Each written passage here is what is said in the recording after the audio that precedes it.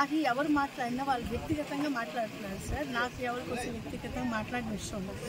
ప్రజాక్షేత్రం నుండి ప్రజల కోసం పనిచేస్తూ ప్రజల తాలూకు సమస్యల కోసం పరిష్కరించే విధంగా మార్గాలు వెతకాలి, పరిష్కరించే విధంగా ప్రభుత్వం దగ్గర నుంచి నిధులు మంజూరు చేసుకొని రావాలి.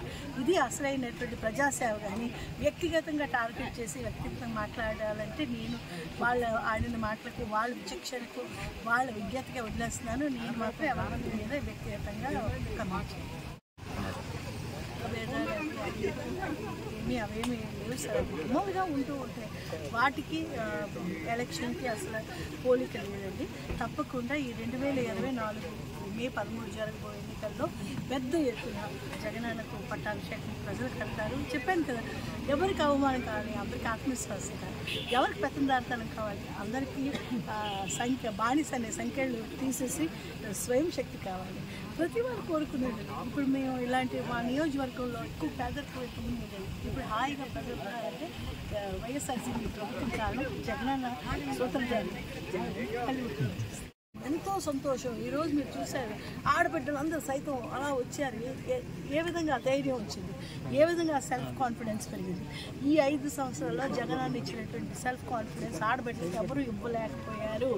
ఎన్ని మాటలు చెప్పారు, చేతుల దగ్గరికి వచ్చేసరికి అందరూ వెనక్కి తిరిగారు.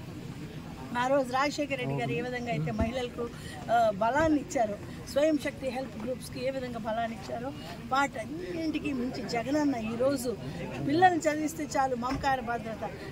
మీరు 45 సంవత్సరాల పైన అయితే ఎన్ని బాధ్యతలు, చేయూత, ఆసరా, పిల్లల్ని చదివించుకుంటే విద్యా దీవెన, వసతి దీవెన, మరి 80% పథకాలు మహిళా చేతులు పెట్టి కీలకమైన పాత్ర ఇస్తూ మహిళను మహారాణి చేసి ఎవరి దగ్గర తలదించకుండా చేయి చాపకుండా ఆత్మవిశ్వాసం అనే వజ్రాయుధాన్ని ప్రతి ఒక్క మహిళకి ఇచ్చారు జగనన్న.